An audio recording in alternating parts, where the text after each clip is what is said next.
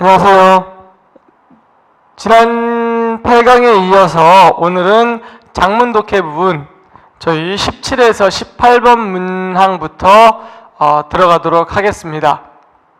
자, 제가 지난 강의에서 계속 독해 부분 말씀을 드릴 때 다양한 글들을 좀 읽어보셔라. 그리고 또 도움이 된다면 여러분들 고등학생들이 풀고 있는 모의고사 문제에 있는 독서 지문들을 좀 풀어보셔라 라고 한번 말씀을 드렸습니다. 그래서 참고로 한번 더 하시고 공부하실 때 좀 활용을 해주시기 부탁드리겠습니다. 자, 17번에서 18번 문제, 여러분들 지난 6강, 7강부터 봐왔던 단문 독해하고 그 다음에 장문 독해 부분이 계속 이어져서 진행이 되고 있습니다. 그래서 문제 유형들은 크게 달라지진 않았고요. 결과적으로 독해 내용을 통해서 여러분들이 얼마나 빠르고 정확하게 글을 이해하고 그 다음에 그 이해한 내용을 바탕으로 추론하거나 아니면 확인하거나 비판하거나 이런 식의 문제들을 풀어낼 수 있는지 여부를 묻고 있는 겁니다. 그래서 글 읽기의 가장 기본이 되는 부분들을 묻고 있는 거기 때문에 이 글들, 제시문들을 확인하면서 여러분들이 열심히 좀 풀어내시면 실제 어떤 시험에서도 도움을 받을 수 있을 겁니다. 첫 번째 17, 18번 지문을 제가 가지고 한번 수업을 좀 진행하도록 하겠습니다. 자, 지금 나와 있는 지문은요, 보면은 과거 라디오가 등장했을 때, 또 텔레비전이 처음 방영되었을 때라고 하면서 시작하고 있습니다. 그것은 우리의 커다란 충격을 주었으며 생활에 큰 변화를 가져다 주었다. 그러나 제가 계속 손으로 하고 있는데요. 이거는 제가 이제 문제 푸는 방식을 말씀을 드릴 때 이 독해 부분은요, 특히 손을 가지고 많이 표시하고 체크하시면서 푸는 게 문제를 풀 때 좋습니다. 그리고 글을 읽어 나갈 때도 마찬가지고요. 평상시에 그냥 재미를 위해서 글을 읽는다 그러면 굳이 이 펜을 가지고 쓸 필요는 없지만, 저는 짧은 문항들을 제시문들을 빠른 정확하게 풀기 위해서는 거기에 표시해서 이 부분이 어느 부분에 있었구나 라고 확인하고 문항으로 가서 문제를 풀 때 연결해서 풀 수 있게끔 이렇게 해서 반복적으로 학습해야 된다고 생각하거든요. 그래서 그렇게 제가 하는 방식대로 한번 해보시고요. 그렇게 하시다 보면은 본인만의 또 다른 어떤 방법을 찾을 수가 있습니다. 그래서 우선은 처음에 잘 안 된다 하시는 분들은 제가 하는 방법대로 좀 해보시고 그 다음에 자기만의 어떤 본인의 방법을 찾도록 하시면 되겠습니다. 자, 어쨌든 지금 여기서의 경우는 라디오가 등장했을 때, 텔레비전 등장했을 때 충격을 줬다라는 거죠. 그러나 지금 현실로 다가오고 있는 뉴 미디어의 세계는 과거 라디오나 텔레비전 등이 우리에게 미쳤던 단편적인 영향이 아니라 기존의 정보사회의 근간을 뒤는 커다란 충격이었다. 자, 뉴 미디어 세계가 있는데 이건 더 커다란 충격을 줄 것이다 라는 겁니다. 그러면 첫 번째 문단에서의 내용은 뭐라고 볼 수 있냐면,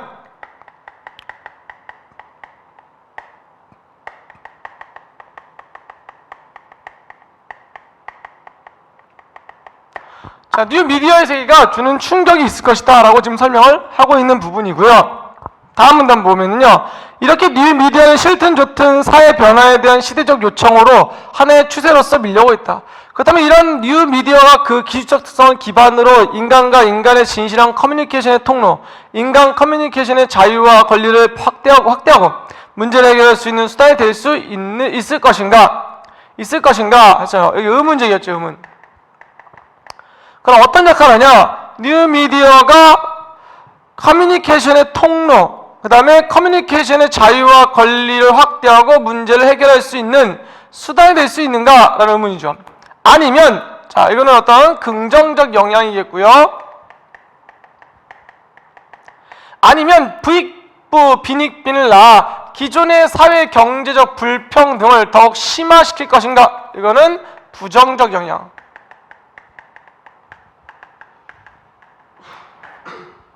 이 문제에 대한 해답은 누구도 쉽게 단언할 수 없는 매우 복잡한 성격의 것이다. 그러나 분명한 점은 이러한 문제 해결이 어느 한 집단의 노력인 한 요소의 충족으로 이루어질 수 있는 것은 아니라는 점이다.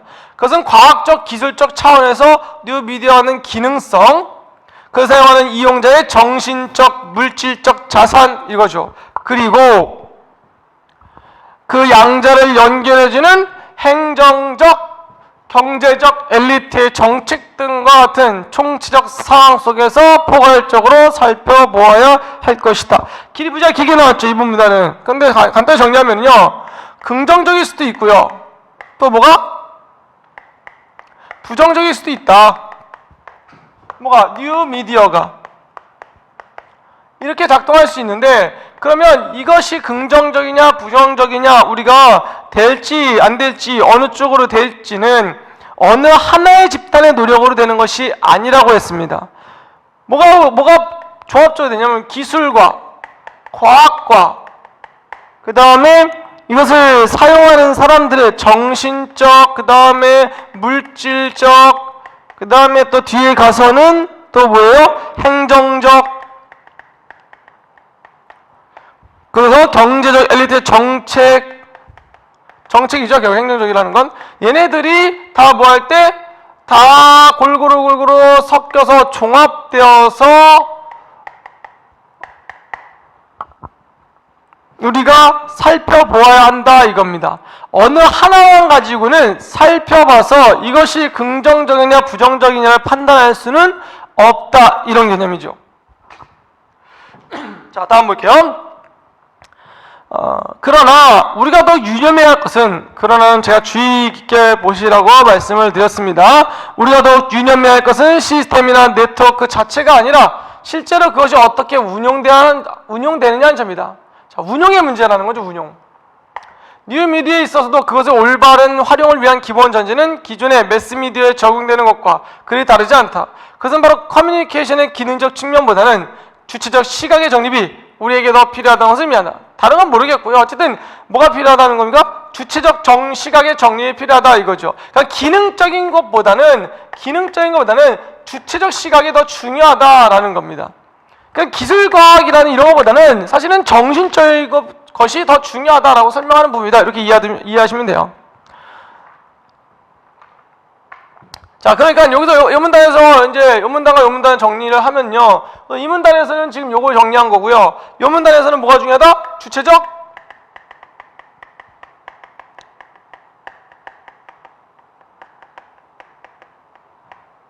시각의 정립이 중요하다라고 지금 설명을 한 겁니다. 즉도 다시 설명하는 부분이라고 했잖아요. 앞에 나온 내용을 다시 정리하는 거라고 했습니다. 무엇을 소유하느냐가 중요한 것이 아니라 얼마나 많은 사람이 용이하게 접근하고 자유롭게 사용할 수 있는가가 더 중요한 것이다. 그러니까 많은 사람들이 용이하게 접근하고 사용할 수 있는가, 이게 중요하다는 거죠. 따라서 결론 주시하네요. 우리가 이른바 정보사회에 접근하는 데 있어서 뉴미디어가 다가오는 미래사회의 중추적인 기제이면 지배적인 커뮤니케이션 양식이 될 수 있는지는 몰라도 그 자체로 궁극적인 목표와 결코 될 수 없다는 사실을 인식해야 한다. 아울러 장미표 환상에서 마이더스 왕의 황금의 수처럼 스스로 파멸하는 어리석음을 범하지 않도록 항상 경계한다라고 했는데, 어떻게 경계해야 됩니까? 주체적 시각으로서 경계를 해야 한다라는 겁니다. 옳고 그른지, 부정적으로 사용될 것인지 긍정적으로 사용될 것인지는 결과적으로 얘기하면 과학과 기술과 정책이 결정하는 것이 아니라 그것을 활용하는 사람들이 결정하는 거고요. 그 사람들의 영향으로 해서 그게 긍정적이냐 부정적이냐 바뀔 수 있다는 겁니다. 그러니까 그 사람들이 가지고 해야 될 게 뭐가 중요하냐면 이런 주체적인 시각의 정립이 필요하다라는 걸 얘기하는 부분입니다. 그래서 마지막 부분에서는 또 이런 부분도 있죠. 지금 마이더스의 왕의 황금의 손처럼 했는데, 이런 것들은 비유적 표현이다라는 것도 참고로 좀 이해를 해 두시면 됩니다. 왜냐하면 서술 방식 묻는 문제에서는 비유를 가지고 서술했다, 이런 식의 또 설명들이 나오기 때문에 그걸 활용해서 여러분들이 풀으시면 됩니다. 그래서 17번 문제 같은 경우는 그래도 답을 얻기 어려운 것, 그러니까 그 질문에 대한 답을 찾을 수 있느냐 없냐 문제거든요. 사실적 독해의 문제인데 조금 다른 형식으로 나왔다라고 이해를 해 두시면 되고요. 답은 3번입니다. 뉴미디어의 커뮤니케이션 과정은 어떻게 이루어지는가 했는데 그 과정 자체는 설명된 부분이 없습니다. 자, 18번에는 이 글의 관점에서 뉴미디어 사회에 대한 대응책으로 가장 적절한 것은 했습니다. 결국 대응책이 뭡니까? 결국 얘기한 건 이거죠. 가장 핵심은 이겁니다. 이거. 주체적 시각이 정립, 그것이 가장 중요하다. 답은 3번이 답이 되는 겁니다.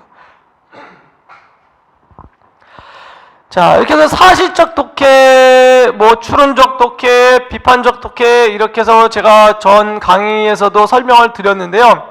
이 사실적 독해 같은 경우가 가장 기본적인 문제 유형으로 출제가 되고 있고요.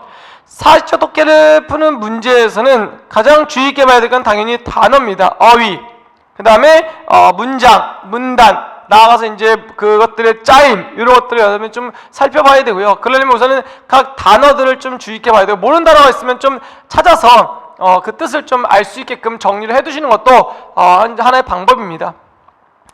그리고 첫 번째 문단에서 화제나 핵심어를 파악해서 글 전체의 내용을 미리 짐작해 보셔라 라는 것도 글을 읽어나가는 하나의 방법이다 라고 말씀을 드리고 싶습니다.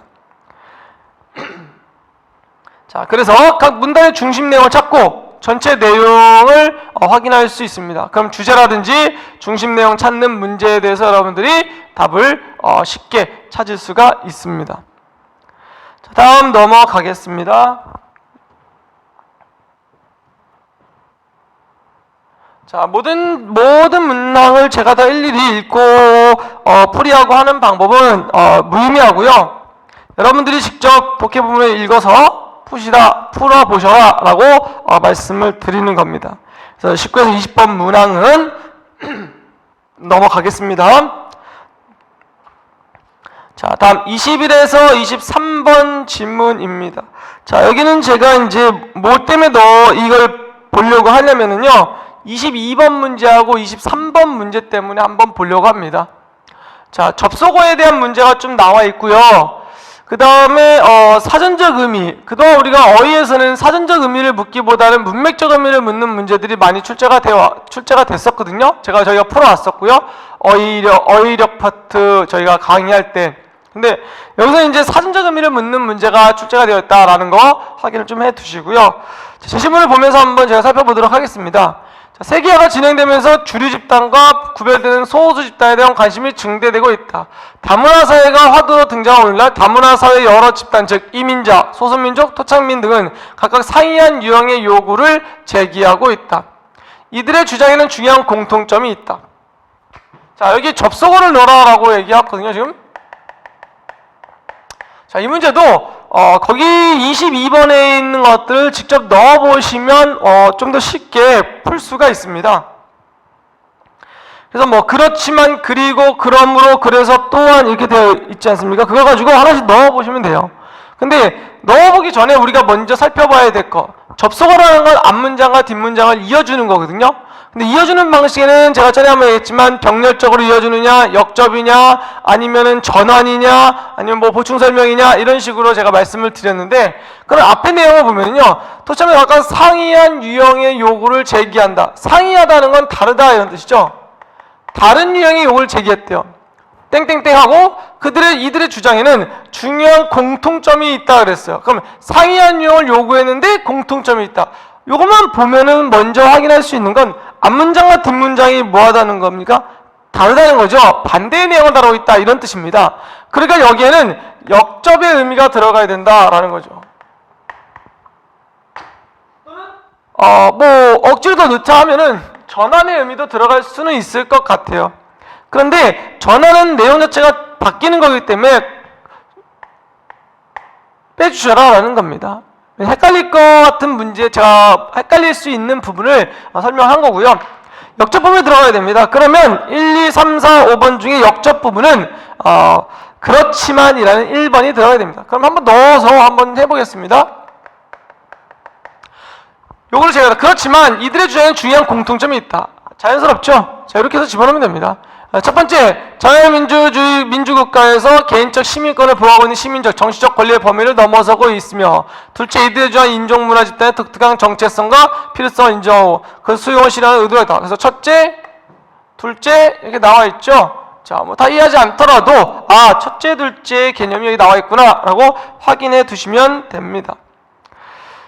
그 다음에 다 읽지는 않겠습니다. 쭉 넘어가세요. 21번은 여러분들이 한번 직접 읽고 풀어보시면 될 것 같고요. 1치 하는 문제 계속 풀어왔던 문제입니다.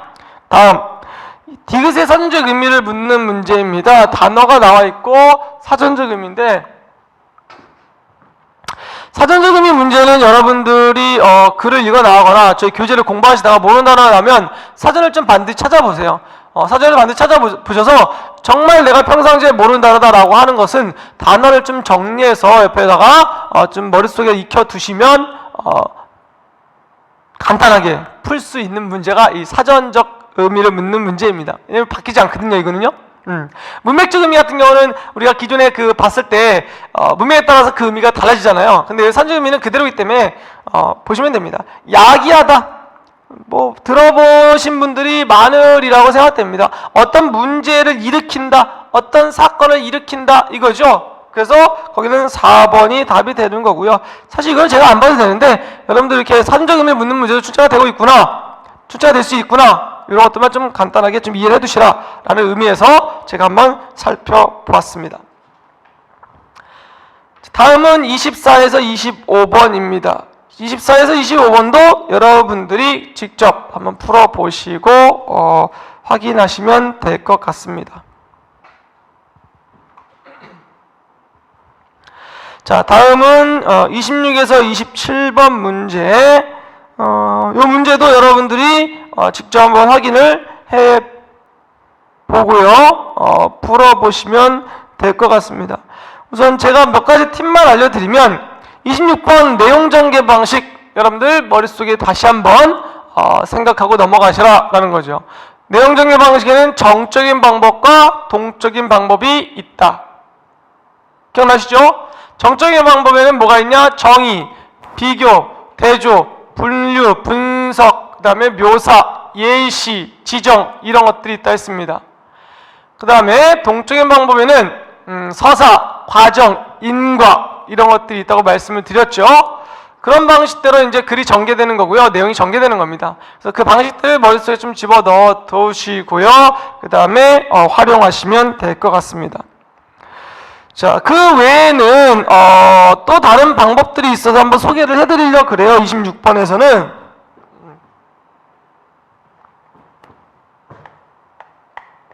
자, 여기서 내용 전개 방식이다 라고 얘기했는데, 아까 제가 말씀드린 부분은 단순한 내용 전개 방식을 말씀드린 거고요.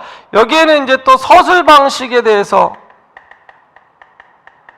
방식과 같이 연결돼서 나옵니다. 서술 방식은 워낙 다양합니다. 이거는 정말 많은 형식이 있어요. 다양합니다. 그래서 그걸 어떤 하나하나로 일렬로 다 정리해서 말씀을 드릴 수는 없고요. 뭐 비유를 했다, 아니면은 뭐 유출했다, 추론했다, 뭐 유추, 추론 같은 말이네요. 이런 식으로 했다. 뭐 귀납 추리, 연역 추리, 유비 추리 뭐 이런 것도 있고요. 다양합니다. 그 다음에 뭐 주제별로 정리했다, 또는 문제 제시와 문제 해결 방식으로 구성됐다, 아니면 뭐 원인과 결과로 구성됐다라든지 뭐 이렇게 또는 다양한 사례를 통해서 뭐 절충안을 끌어냈다, 뭐 이런 말들도 있고요. 말은 매우 다양합니다. 그 다양한 것들을 여러분들이 제시문에서 찾아내는 게 핵심이죠. 서술방이 다양한데 여기에는 뭐 또 뭐 주제별 정리도 있고요. 주제별로 정리했다, 뭐 주제별 정리, 뭐 이렇게 병렬적 전개, 인과적 전개, 유추에 의한 전개,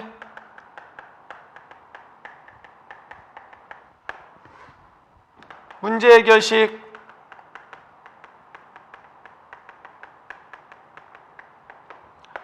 이거 외에도 다양하게 나올 수 있다라는 거 확인을 해 두시면 됩니다.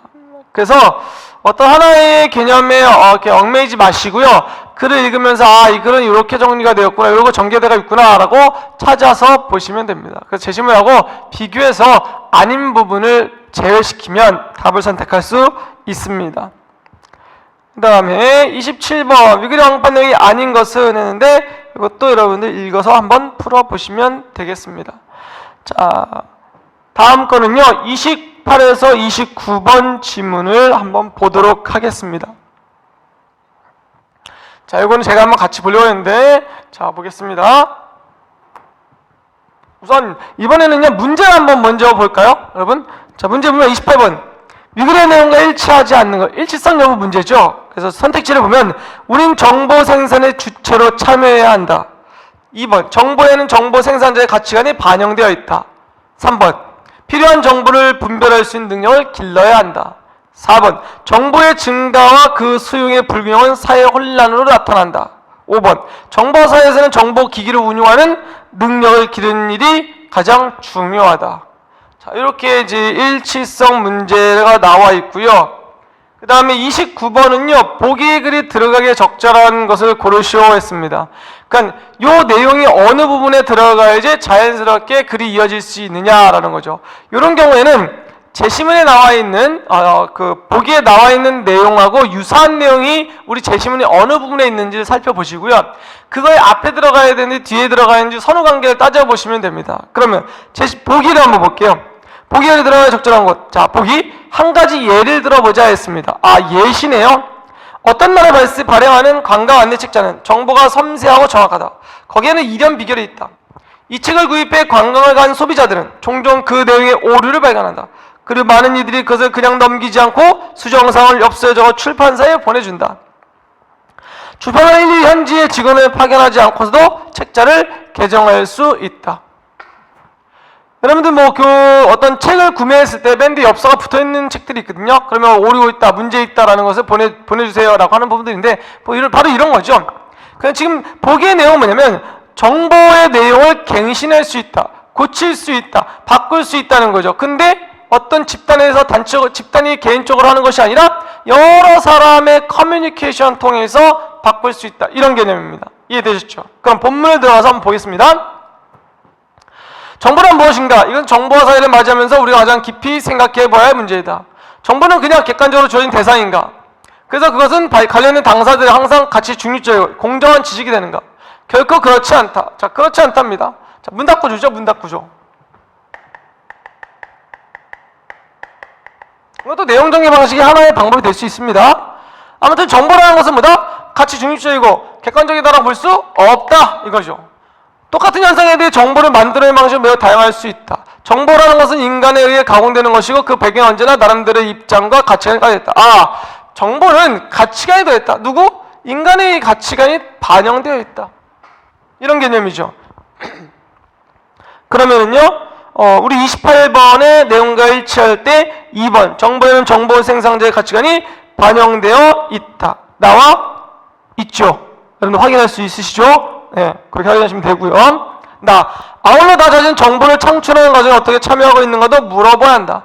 정보사회가 되어 정보가 넘쳐나는 듯하지만 사실 우리 대부분은 그 소비자로 머물러 있을 뿐 적극적인 생산의 주체에 나서지 못하고 있다. 이런 상황에서는 우리의 생활을 질적으로 풍요롭게 해주는 정보들을 확보하기가 대단히 어렵다. 사실 우리가 일상적으로 구매하고 소비하는 정보란 거의 이례적인 심심풀이용이 많다.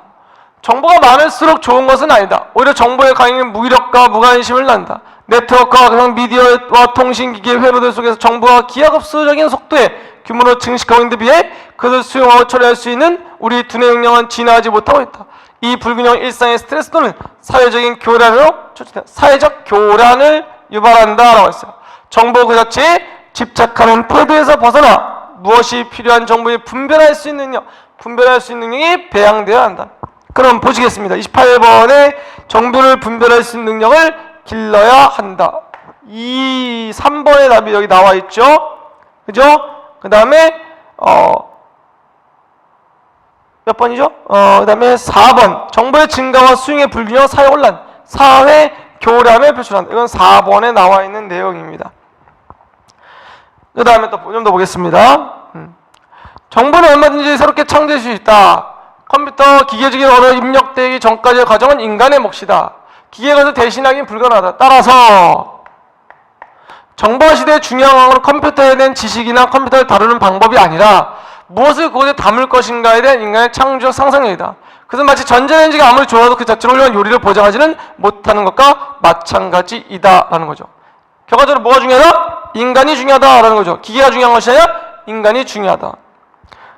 그 다음에 정보와 지식 그 자체에 딱딱하게 굳어있는 물건처럼 존재하는 듯 보인다. 그러나 그것은 커뮤니케이션 속에 살아 움직이며 진화한다. 끊임없이 새로운 의미가 발생하고 또한 그 고급으로 갱신되어야 한다. 따라서 한 사회의 정보와 수준은 그러한 소통의 능력과 직결된다. 정보의 순환 속에서 끊임없이 새로운 정보로 거듭나는 역동성이 없이는 아무리 방대한 데이터 베이스라도 그 기능에 한계가 있기 때문이다 라는 거죠. 그래서 결국 중요한 건 뭐다? 정보의 생산 주체로서 인간이 직접 참여하는 것이 중요하다라는 개념입니다. 그래서 28번의 답은 5번 정보화사는 정보기기 운용한 능력, 정보기기 운용 능력보다는 그래서 어떻게 하면 주체적으로 참여해서 생산하고 관리할 수 있느냐라는 인간의 몫이 중요하다. 이런 개념입니다. 그 답은 5번입니다. 29번에 여러분들 한번 읽어나가면서 여기 어디 들어갈까 생각해 보셨나요? 예를 들어보자고 정보의 갱신이잖아요. 그럼 정보가 계속 고쳐나간다. 갱신이라는 단어, 고쳐나간다. 이런 내용 나와 있는 부분은 어딜까요? 맨 마지막 부분에 나와 있습니다. 갱신되어 간다. 끊임없이 새로운 의미가 발생 후 고급으로 갱신되어 갔다. 예를 들면 이렇게 되겠죠. 그래서 마 뒤에 보기가 들어가야 된다라는 겁니다. 자, 그래서 이렇게 독해 문제들을 더해서 봤을 때 이게 보기의 글이 어느 부분에 들어가서 이어져야 되느냐라는 문제가 나왔을 때는요, 유사한 내용을 다루고 있는 부분을 반드시 찾아서 의미상 비슷한 부분 뒤에 앞에 어디에 들어갈지 순서 의미를 파악해 보셔라 라는 겁니다. 그래서 앞뒤 관계를 파악해서 푸시면 됩니다. 자, 그 다음에는 30에서 31번 지문입니다. 이 지문은 여러분들이 직접 한번 확인해 보시고요. 답도 확인해 보시고 잘 풀었는지 못 풀었는지 확인만 해 보시면 됩니다. 자, 장문 독해 부분 지금 제가 계속 여러 유형들을 보여드리고 있고요. 여러 유형들 중에서 좀 특이한 유형들만 가지고 설명을 드리고 있습니다. 가장 중요한 건 뭐냐면 여러분들이 직접 읽어보시고 직접 답을 찾아보시는 겁니다. 강의가 끝나더라도 생활 속에서 읽어보시고 중심 내용을 찾고 이런 내용이구나 어휘도 좀 확인해 보시고 이런 활동들을 좀 반복적으로 해주시면 되겠습니다. 오늘 이번 강의는 여기서 마치겠습니다. 감사합니다.